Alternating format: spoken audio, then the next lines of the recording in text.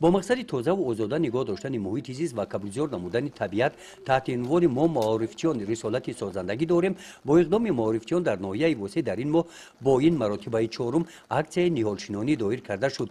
در دایره این چهارمینی اکولوژی در مؤسسه تحصیلات میانه عمومی رقمی ده در این گوشه زمین‌های نزدیک‌اولگی این مؤسسه که سالها بیکار می‌خوابیدند با زحمت آموزگاران و کارمندان قسم خواجگی مکتب بنیاد باغ نو شروع گردید. در شنانیدن نخستین نیال‌های باغ مکتبی کارمندان مقامات اجرایی حاکمیت دولتی ناحیه شعبه حفظ محیط زیست و رهبریت شعبه معارف شرکت ورزیدند.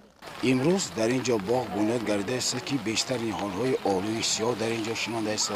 سیب و نهال‌های خوب برای ثمربخش و در قسمت دیگر مؤسسه نهال‌های نادر از جمله سوزانبر شنانده ایستاده‌اند که این آموزگاران تصمیم گرفتند که می‌باید همچنین اکسی‌ها را در مؤسسه تعلیمی دوام دهند. مؤسسه تحصیلات میانه عمومی رقمی در مقیاس ناحیه وسط یکی از کلانترین مؤسسه‌های تعلیمی به شمار رفته. زمین‌های نزد همدیگه آن مساحت 50 ساتیق را تشکیل می‌دهند.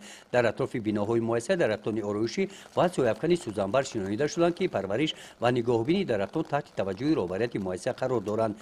این مؤسسه تعلیمی در کبوتر نمودن محیط طبیعت مکتب از تجربه مؤسسه تحصیلات میانه عمومی رقم 15 واقع در دهه توسقله دهات به نام میرعلی محمد علیف استفاده کرده است.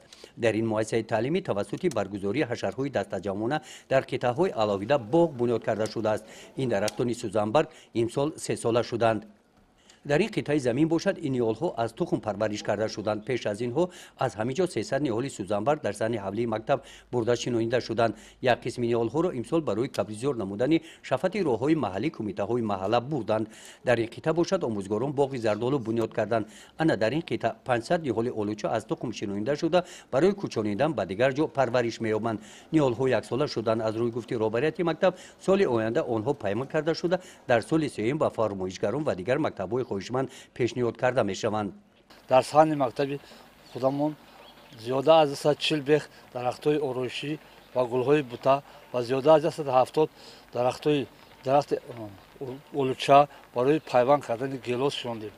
در 10 ساتیق کارتوشکا و زیاده از 10 ساتیق سبزی و ترب برای خوراک گرمی کودکان مکتب پرورش کرده.